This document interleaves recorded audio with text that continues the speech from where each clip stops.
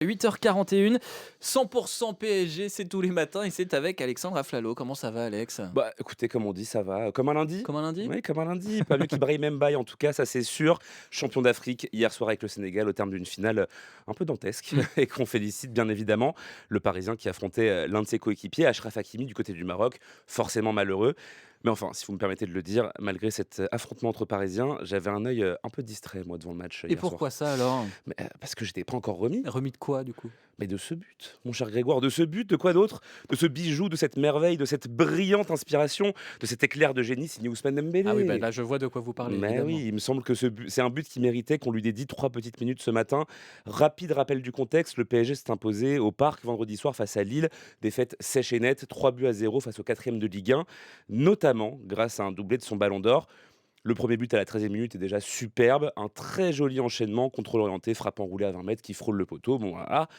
Mais surtout, arrive la 64e minute, cette passe de Doué en première intention vers Ousmane Dembélé dans l'axe, contrôle, première feinte, paf! Mendy est au sol. Ngoy veut venir l'aider, il n'est pas plus utile. Bentaleb regarde un spectateur derrière, ça va trop vite. Les jambes de Dembélé dansent autour du ballon, une touche, deux touches, trois touches. Haraldson arrive en renfort, dans le vent, comme tous les autres.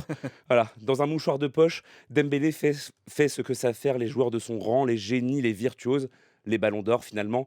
Il crée l'espace là où on ne soupçonnait même pas qu'on pouvait en trouver. Et après tout ça, après avoir fait déjà le plus, c'est là que le génie parle pour de bon. Ce petit geste délicat, subtil, le pied qui vient saisir le ballon par en dessous comme une louche, avec amour, avec respect, le cuir caressé, taquiné, embrassé. Et là, il monte au septième ciel, dans les nuages. Ozer le regarde, il est impuissant. Il court. Un peu comme la maladie d'amour, mais vers son but. Voilà. Ousmane, lui, il le sait. Il le sait que son geste ne laissait aucune place à l'héroïsme d'un gardien de but. Il était jaugé, calibré, millimétré. Imparable. Pas si spectaculaire, pas acrobatique, mais tellement parfait qu'il donne l'impression que le football est facile. Voilà. Ah, on l'a revécu ce but, Ah hein. bah dis donc, j'étais dedans, hein. Ça m'a des papillons dans le ventre. Ça a duré 2 secondes dans le match, mais 2 secondes qui justifient tout l'amour qu'on porte, à ce sport et qui rappellent aussi à quel point Ousmane Dembélé nous avait manqué en première partie de saison. C'est vrai. Merci beaucoup Alexandre Ouais, merci à Aflalo et vous. puis, retour demain, hein, sur, les Bien pelouses sûr, pour la Ligue des Champions et un match face au Sporting Lisbonne, hein, c'est si je tout dis à pas de fait ça. bêtises.